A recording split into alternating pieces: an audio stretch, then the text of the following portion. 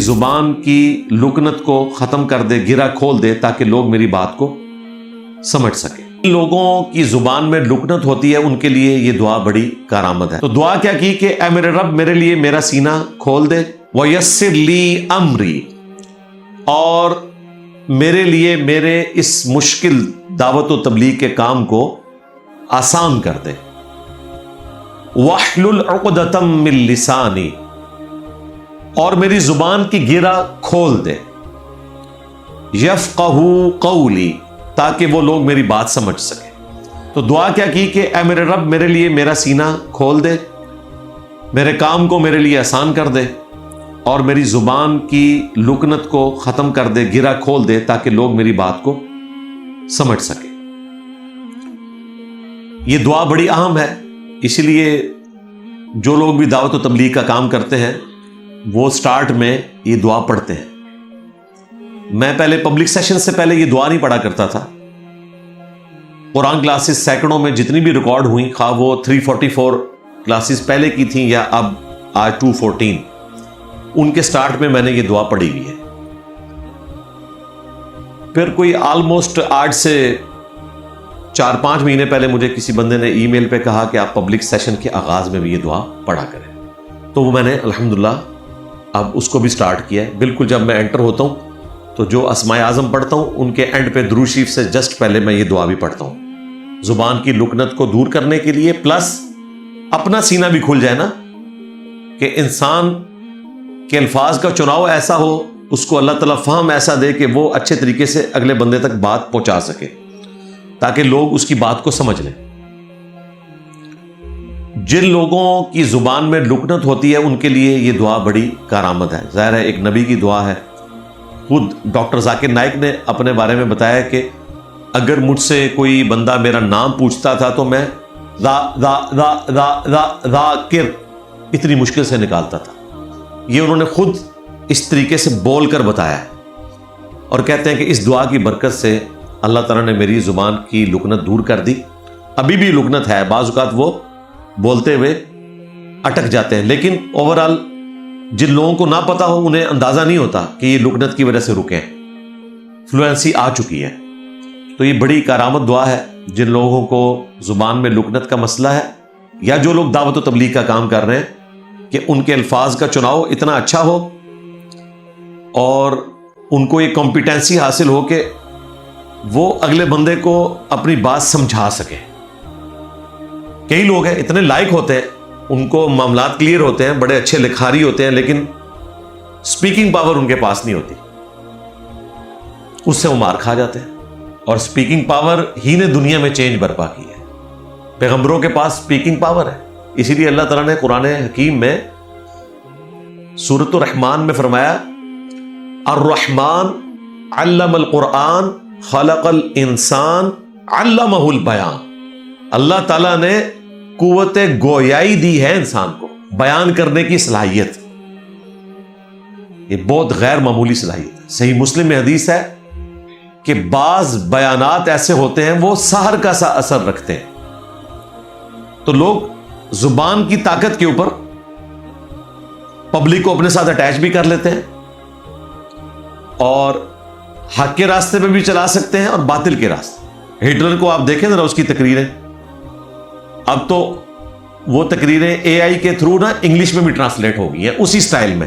وہ آپ کو لگے گا کہ ہٹلر انگلش بول رہا ہے، ویسے وہ جرمن لینگویج میں ہے، تو آپ کو سن کے اندازہ ہوگا کہ وہ بالکل سمپل گفتگو کر رہا ہے۔ ویسے جوش سے لگتا ہے کہ پتہ نہیں کوئی بڑی وکیبلری ہے اس کے پاس، نہیں، وہ باتیں سمپل ہی کر رہا ہے۔ وہ اس کا بولنے کا سٹائل تھا، وہ عام باتوں کو بھی ایسے گرجدار انداز میں بیان کرتا تھا، اور پبلک کی بات مار دی۔ تو ایسا ہو جاتا ہے کہ زبان کی تیزی جو ہے وہ پبلک کو اپنے ساتھ اٹیچ کر لیتی ہے، اور اسی قسم کا شک نبی الاسلام کے حوالے سے بھی لوگوں نے کیا کہ وہ کلام ایسا لے کے ہیں اس لیے لوگ اٹیچ ہو گئے۔ تو پھر قرآن میں اللہ تعالیٰ نے سورۃ العنکبوت میں فرمایا کہ اے نبی، اس قرآن کے نزول سے پہلے نہ تو آپ کتاب میں سے کچھ پڑھ سکتے تھے اور نہ اپنے دائیں ہاتھ سے کچھ لکھ سکتے تھے، ورنہ یہ چیز کافروں کو شک میں مبتلا کر دیتی۔ نہ آپ شاعر تھے، نہ کسی شاعر کی شاگردگی کی، اور نہ آپ ان سرکمسٹانسز میں پیدا ہوئے کہ جس کی آؤٹ پٹ اتنا ذہین شخص کو ہی ہو سکتا تھا. عرب کی سرزمین میں جو اس وقت سیولائزیشن کے اعتبار سے دنیا میں سب سے بیکورڈ لوگ تھے، اور وہاں ایک ایسا شخص پیدا ہوا کہ جس کا کلام وہاں کے رہنے والے لوگ جن کے پاس اگر ہنر تھا تو زبان کا تھا، ان کو بھی گونگا کر دے. تو یہ ایک غیر معمولی چیز تھی جو اللہ تعالیٰ نے نبی علیہ السلام کو عطا فرمائی، آپ کی فلوئنسی اور اپنی کتاب. بخاری مسلم میں آیا مجھے اللہ نے جوامع کلمات کے ساتھ مبعوث کیا. میں بات مختصر کرتا ہوں اور مفہوم اس کا گہرا ہوتا ہے. تو آپ کے جو اپنے فرامین ہیں احادیث کی شکل میں، وہ بھی ایک جامعیت اپنے اندر رکھتے ہیں. قرآن حکیم کے تو کیا کہنے، اسی لیے وہ ضماد ایک شخص تھا نا، صحیح مسلم میں آتا ہے، عربی میں ضماد ہے اور اردو میں ہم ضماد کہتے ہیں. تو وہ جھاڑ پھونک کا کام بھی کیا کرتا تھا. وہ جب مکہ آیا تو لوگوں نے اسے کہا کہ اس طرح ہمارے اندر ایک ایسا شخص ہے جو اس طرح کا کلام پڑھتا ہے، لگتا ہے اس کے اوپر کوئی آسیب وغیرہ کا سایہ ہو گیا، تو تم اس کا علاج کرو، تم جھاڑ پھونک کے ذریعے علاج کر سکتے. یہ حدیث صحیح مسلم میں ہے، نبی علیہ السلام کے معجزات والے چیپٹر میں، مشکات المصابیح کی 30 جلد میں آپ کو مل جائے گی. تو وہ نبی علیہ السلام کے پاس پورے اخلاص کے ساتھ آیا. بھیجنے والوں کا بھی کوئی شرارت کا موڈ نہیں تھا. انہوں نے کہا کہ اگر واقعی کوئی ان کو ذہنی مسئلہ ہے تو علاج ہو جائے گا. تو اس نے کہا کہ اے محمد آپ کیا کہتے ہیں؟ تو آپ صلی اللہ علیہ وآلہ وسلم نے قرآن تو ابھی پڑھا نہیں اس کے سامنے، صرف اپنا خطبہ پڑھا. ان الحمد للہ نحمده ونستعینه ونستغفره ونعوذ باللہ من شرور انفسنا ومن سیئات اعمالنا. کیا بلاغت ہے عربی کی، کیا الفاظ کا چناؤ ہے. اس نے کہا کہ دوبارہ پڑھیں. جب آپ نے دوبارہ پڑھا تو اس نے کہا کہ یہ ایک غیر معمولی کلام ہے جو آپ پڑھ رہے ہیں. حالانکہ وہ قرآن نہیں پڑھ رہے تھے، نبی علیہ السلام صرف اپنا خطبہ دہرا رہے تھے. اور وہ اسلام لے آیا، مسلمان ہو گیا. وہ مسلمان ہو گیا، اور جنہوں نے علاج کے لیے بھیجا تھا ان کو پھر بھی ہدایت نہیں ملی. ہونا تو چاہیے تھا کہ جس شخص کے اوپر ان کا اعتماد تھا، جب وہ شخص کہہ رہا ہے کہ یہ شخص کسی آسیب کے سائے میں نہیں، یہ تو غیر معمولی کلام ہے، یہ اللہ کا کلام ہی ہو سکتا ہے، مخلوق اس طرح کا کلام نہیں کہہ سکتی، تو ان لوگوں کو ایمان لے آنا چاہیے تھا. لیکن جس کی قسمت میں ہے، اور قسمت میں اسی کی ہے جس نے کوشش کر دی. یہاں پر بھی آگے چل کے آپ دیکھیں گے موسیٰ علیہ السلام کے سامنے جب جادوگر فرعون لے کر آیا تو جادوگروں نے ایمان قبول کر لیا. ہونا تو چاہیے تھا وہ سارے لوگ ایمان لے آتے کہ جن پہ تکیہ تھا انہوں نے ایمان لیا کہ موسیٰ علیہ السلام کا معجزہ جادو نہیں ہے، یہ اللہ کی طرف سے. لیکن نہیں توفیق ملی، ضد اور ہٹ درمی کی وجہ سے. بہرحال یہ دعا تھی، یہ اس چیز کی متقاضی تھی کہ میں اس کے اوپر تفصیلاً گفتگو کرتا. اب اگلی ریکویسٹ انہوں نے ساتھ ہی ڈال دی، وَاجْعَلْ لِي وَزِيرًا مِّنْ أَهْلِي، اور میرے لیے مقرر فرما دے میرے رب، میرا نائب میرے ہی خاندان سے، ہارون اخی، میرا بھائی جو ہارون ہے. اور یہ موسیٰ علیہ السلام کے بڑے بھائی تھے. اللہ کی تقدیر میں تو وہ ہمیشہ سے پیغمبر لکھے ہوئے تھے، لیکن ذریعہ یہ بنا کہ موسیٰ علیہ السلام نے ان کے حق میں دعا کی کہ میرے بھائی کو بھی میرا ساتھی بنا دے، مضبوط کرنے کے لیے میری پیٹھ کو اس دعوت حق میں میرا ساتھ دے. ہارون اخش دد بھی ازری، اور مضبوط فرما دے اس سے میری کمر کو. وَأَشْرِكْهُ فِي أَمْرِي، اور شریک کر دے اسے میرے اس دعوت کے کام میں. اور یہی وہ چیز ہے جس کی طرف نبی علیہ السلام نے اشارہ کیا، جو بخاری مسلم دونوں میں حدیث ہے. غزوہ تبوک کے موقع پر پہلا اور آخری موقع تھا کہ سیدنا علی اس جنگ میں رسول اللہ کے ساتھ شریک نہیں ہو رہے تھے. نبی علیہ السلام نے آپ کو عورتوں اور بچوں کے اوپر اپنا نائب چھوڑا تو حضرت علی نے رونا شروع کر دیا تو آپ علیہ السلام نے ان کو تسلی دی کہ اے علی، کیا تو اس بات پہ راضی نہیں ہے کہ تیری میرے ساتھ وہی نسبت ہے جو ہارون کی موسیٰ کے ساتھ، مگر میرے بعد کوئی نبی نہیں۔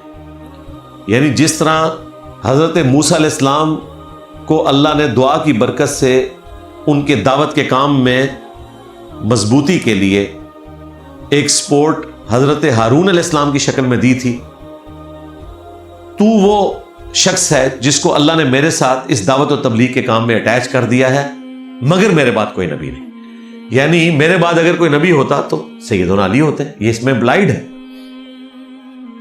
یہ حدیث بخاری میں بھی ہے اور مسلم میں بھی، اور امام مسلم نے حضرت علی کے فضائل پر پہلی حدیث یہی لی ہے۔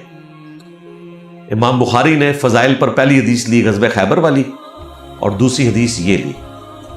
یہ بات اس بات پر گواہ ہے کہ اہل سنت کے ائمہ نے کوئی کنجوسی نہیں کی حضرت علی کے فضائل کے اعتبار سے، ورنہ اگر حضرت علی کی کوئی فضیلت چھپائی جاتی تو یہ والی ہوتی، کیونکہ یہ فضیلت اور کسی صحابی کو نصیب نہیں ہوئی۔ اب موسیٰ علیہ السلام نے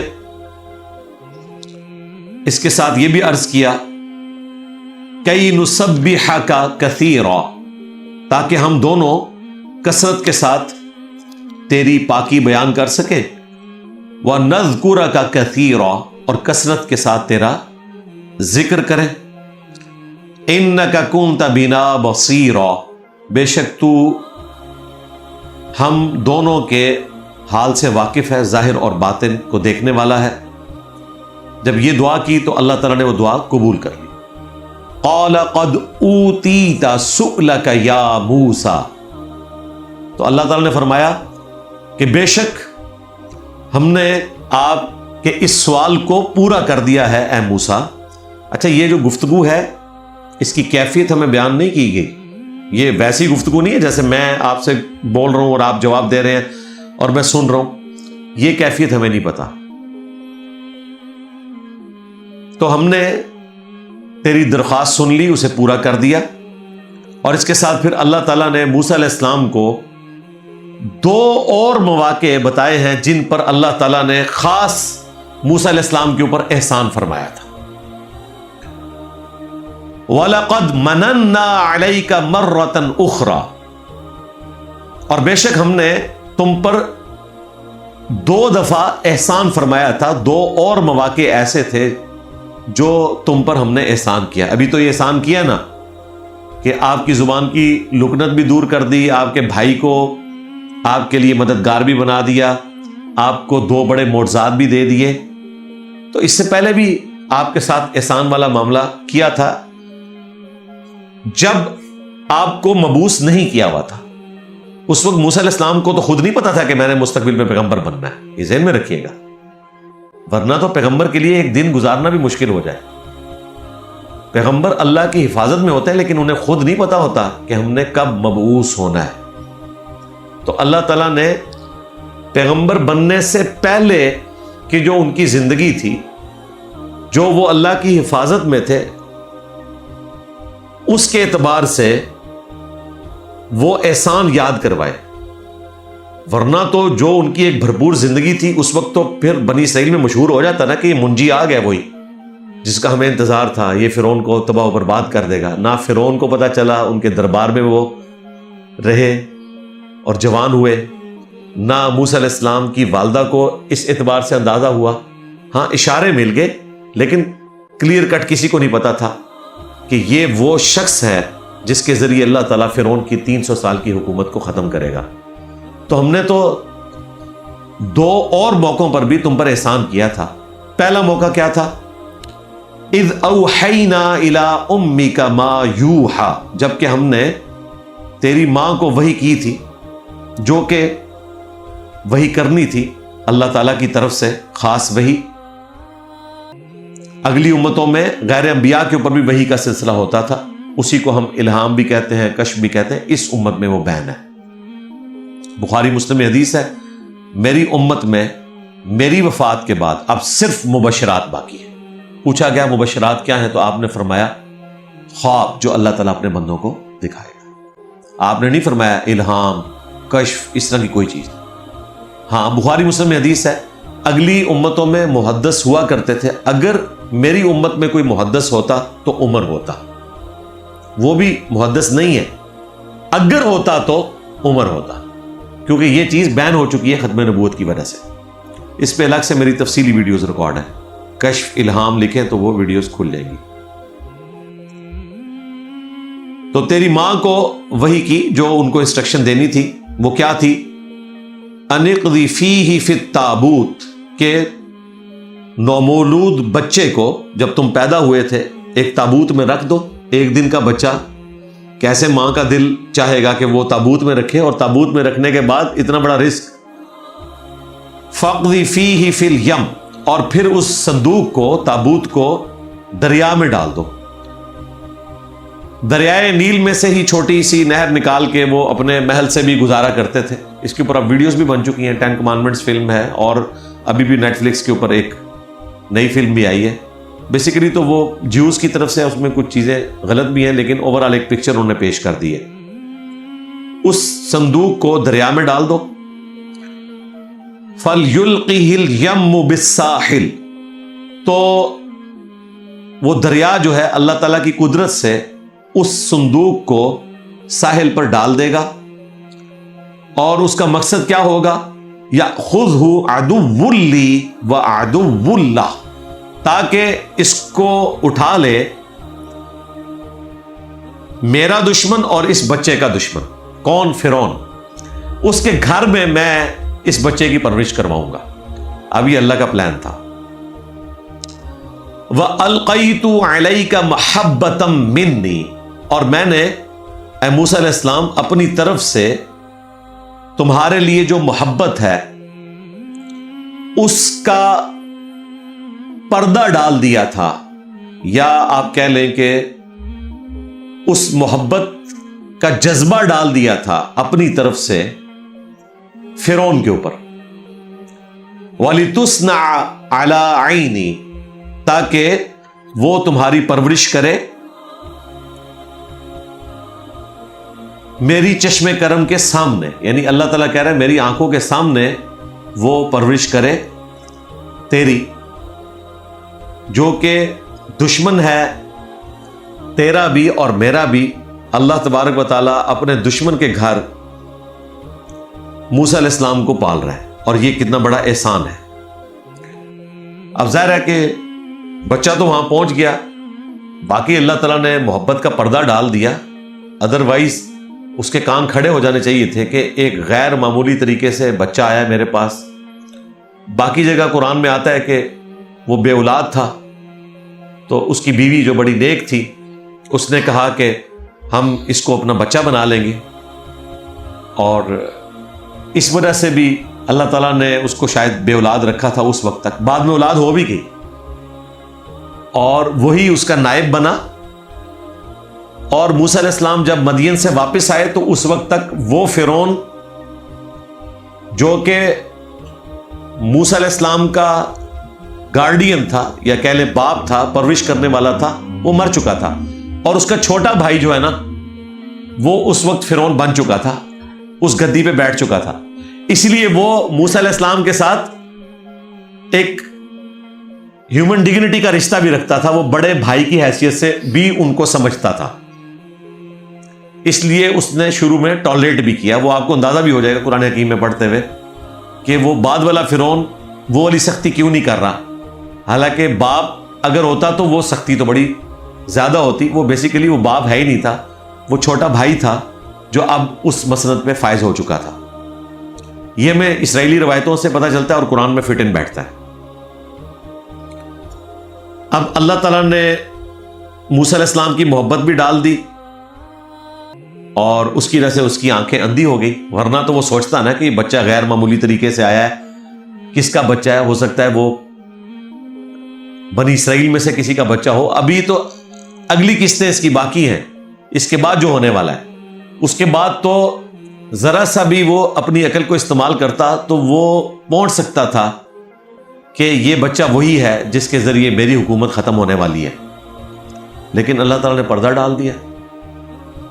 کتنی حیران کن بات ہے۔ اب وہ بچہ تو پہنچ گیا سیدہ آسیہ کے پاس سلام اللہ علیہا، جو فرعون کی بیوی تھی اور وہ مسلمان تھی، اللہ میں بلیو رکھنے والی تھی، بنی اسرائیل کے رب کو ماننے والی تھی. تو دودھ ظاہرہ اس وقت بیسک نیڈ تھی. اسی دوران اللہ تعالیٰ نے موسیٰ علیہ السلام کی والدہ کو یہ وحی کے ذریعے بتایا کہ موسیٰ علیہ السلام کی جو بہن ہے ان کو تم فرعون کے دربار میں بھیجو، اور وہ ان کو جا کر بتائے کہ ایک ایسی عورت ہے جس کا دودھ یہ بچہ پی سکتا ہے. قرآن میں دوسری جگہ آتا ہے کہ باقی ساری عورتوں کا دودھ اللہ نے حرام کر دیا تھا موسیٰ علیہ السلام کے لیے.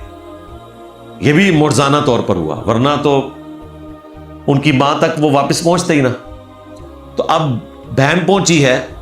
اذ تمشی اختک، جب تیری بہن چلتے ہوئے آئی فرعون کے دربار میں، فتقول هل ادلکم علی من یکفل، اور اس نے فرعون کے گھر والوں سے کہا کہ میں تمہیں کیا خبر نہ دوں ایسے گھر کی جو ان کی پرورش کر سکتا ہے. اب جب یہ دعوت رکھی تو ہونا تو چاہیے تھا کہ کسی کے دماغ میں یہ بات آتی کہ یہ کون سی عورت ہے کہ جس کا دودھ پینے کے لیے یہ بچہ آمادہ ہو گیا ہے جو باقی عورتوں کا دودھ نہیں پی رہا. تو کان کھڑے ہو جاتے کہ یہ بنی اسرائیل کی عورت ہے اور یہ بچہ بھی اسی کا ہے. اس طرح ان کا دماغ نہیں گیا. پھر اس میں مزید یہ کہ موسیٰ علیہ السلام کی والدہ کا دودھ کیسے اتر آیا، کیونکہ پریگنینسی کے بغیر تو دودھ نہیں اترتا. اس زمانے میں تو ایسا نہیں ہوتا تھا کہ کوئی ادویات اویلیبل ہو، اور اگر اس کی پریگنینسی تھی تو وہ بچہ کہاں گیا جو پیدا ہوا تھا، کہیں یہ بچہ وہی نہ ہو. تو یہ ساری چیزوں کے معاملے میں اللہ تعالیٰ نے اس کو قرآن میں بیان نہیں کیا، لیکن معجزانہ طور پر ایک پردہ ڈال دیا. یہ میں شرح بیان کر رہا ہوں، اور اس میں اشارہ ان لوگوں کے لیے بھی ہے جو احادیث میں جو مسنگ لنکس ہوتے ہیں ان کو دیکھ کر مذاق اڑاتے ہیں کہ جی اس میں پھر یہ کیسے ہوگا، یہ تو اس میں آیا نہیں ہے. تو بھئی اس واقعے میں بھی تو یہ ساری باتیں مسنگ ہیں. ہم ان کی تعویل بیان کرتے ہیں کہ معجزانہ طور پر ہوا. احادیث میں بھی اس طرح کی چیز آئے تو آپ نے اس کو اسی طریقے سے قبول کرنا ہے.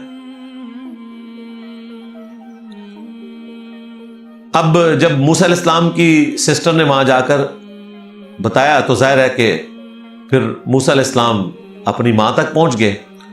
فَرَجَعْنَاكَ إِلَىٰ أُمِّكَ، تو ہم نے یوں تمہیں لوٹا دیا اپنی ماں کی طرف. كَيْ تَقَرَّ عَيْنُهَا وَلَا تَحْزَنْ، تاکہ آپ کی جو والدہ ہیں ان کی آنکھیں ٹھنڈی ہوں آپ کو دیکھ کر اور وہ غمناک نہ ہو. یہ وہ پہلا احسان تھا جو اللہ تعالیٰ نے کہا کہ 2 دفعہ تم پر اس سے پہلے بھی احسان کیا ہے. اب دوسرا احسان آ رہا ہے. وَقَتَلْتَ نَفْسًا، اور یاد کرو تم نے ایک جان کو قتل کر دیا تھا. وہ قرآن حکیم میں باقی جگہ پہ آتا ہے کہ موسیٰ علیہ السلام کی قوم بنی اسرائیل سے ایک شخص فرعونی کے ساتھ لڑ رہا تھا. وہ لڑائی چھڑواتے ہوئے موسیٰ علیہ السلام نے ایک مکہ مار دیا فرعونی کو، اور اس مکے کی وجہ سے وہ مر گیا. اب ظاہر ہے موسیٰ علیہ السلام کا ارادہ تو اسے قتل کرنے کا نہیں تھا. مکہ دنیا کے کسی بھی قانون میں انسٹرومنٹ آف مرڈر نہیں ہے. انہوں نے اس کی گردن ہی مروڑی تھی، نہ کوئی اس کو چھری ماری تھی. مکہ مارا، بس وہ کوئی ایسی جگہ پہ لگ گیا یا زیادہ زور کر لگ گیا تو وہ مر گیا. اس کے بعد ظاہر ہے حضرت موسیٰ علیہ السلام کے قتل کے فتوے جاری ہونے تھے. ظاہر ہے کہ بنی اسرائیل سے تعلق رکھنے والے ایک شخص کو چھڑاتے چھڑاتے جو اعلیٰ خاندان وہاں پر حکمران تھا فرعونیوں کا، ان کا بندہ مارا گیا. تو وہ سورہ القصص میں آتا ہے اگلے دن وہی بنی اسرائیل کا شخص ایک اور بندے کے ساتھ لڑ رہا تھا. تو موسیٰ علیہ السلام دوبارہ چھڑانے لگے لڑائی. تو وہ شخص جس سے وہ لڑ رہا تھا اس نے کہا کہ تو مجھے اسی طریقے سے قتل کرنا چاہتا ہے جس طرح کل تو نے ایک بندے کو قتل کر دیا تھا، اور اسی دوران ایک اور بندہ آیا، اس نے کہا کہ بھی تیرے قتل کے فتوے جاری ہو چکے ہیں، اب نکل یہاں سے۔ تو پھر موسیٰ علیہ السلام پھر مدین کی طرف نکل گئے تھے، پھر کئی سالوں کے بعد وہ واپس آئے ہیں۔ تو اللہ تعالیٰ نے فرمایا کہ تم نے اس وقت ایک بندے کو قتل کر دیا تھا تو عین ممکن ہے تم پکڑے جاتے، لیکن اللہ نے حالات و واقعات ایسے کیے کہ ایک شخص کے ذریعے تم تک پیغام پہنچا، ادروائز وہ پیغام نہ آتا تو پھر انہیں تمہیں پکڑ لیتے۔ تو ظاہری اسباب اللہ تعالیٰ ساتھ ساتھ اس طرح کے پیدا کر رہا ہوتا ہے اپنے پیغمبروں کی حفاظت کے لیے۔ فَنَجَّيْنَاكَ مِنَ الْغَمِّ، تو ہم نے تمہیں نجات دی اس غم سے۔ وَفَتَنَّاكَ فُتُونًا، اور ہم نے تمہیں اچھی طرح جانچ لیا۔ ظاہر ہے یہ پوری آزمائش تھی نا، پھر 10 سال کے لیے کم از کم ان کو اپنا علاقہ چھوڑنا پڑا، اپنی ماں سے دور، بہن بھائیوں سے دور، اور ایک ایسی جگہ پہ جہاں ان کو کوئی جانتا نہیں ہے۔ پھر وہاں بھی اللہ تعالیٰ نے اسباب پیدا کر دیے۔ 2 بہنیں ایک کنویں پہ آئی ہوئی تھی پانی پلانے کے لیے اپنے جانوروں کو، اور ان کی انہوں نے ہیلپ کی۔ انہوں نے جا کے اپنے والد سے ریکویسٹ کی کہ اس کو ہم ملازم رکھ لیتے ہیں، تو انہوں نے کہا ٹھیک ہے پھر تمہیں ملازمت پہ رکھ لیتے ہیں، اتنے سال کے لیے تم ملازمت کرو، اس کے عوض میں اپنی ایک بیٹی کا نکاح تم سے کر دوں گا۔ اور پھر اس سے نکاح ہوا، اور پھر وہ اپنی اس بیوی کو لے کر آلموسٹ 10 سال کے بعد وہاں سے نکلے، جو سٹارٹ میں ذکر آیا تھا۔ تو یہ سارے حالات و واقعات اللہ تعالیٰ نے فیوریبل کر دیے، اور اس کے ذریعے ان کی آزمائش بھی ہوئی۔ فَلَبِثْتَ سِنِينَ فِي أَهْلِ مَدْيَنَ، اور پھر تم کئی سال تک ٹھہرے رہے اہل مدین میں۔ ثُمَّ جِئْتَ عَلَىٰ قَدَرٍ يَا مُوسَىٰ، اور پھر تم آگے ایک مقررہ وعدے پر۔ وَاصْطَنَعْتُكَ لِنَفْسِي، اور ہم نے مخصوص کر لیا تمہیں اپنی ذات کے لیے۔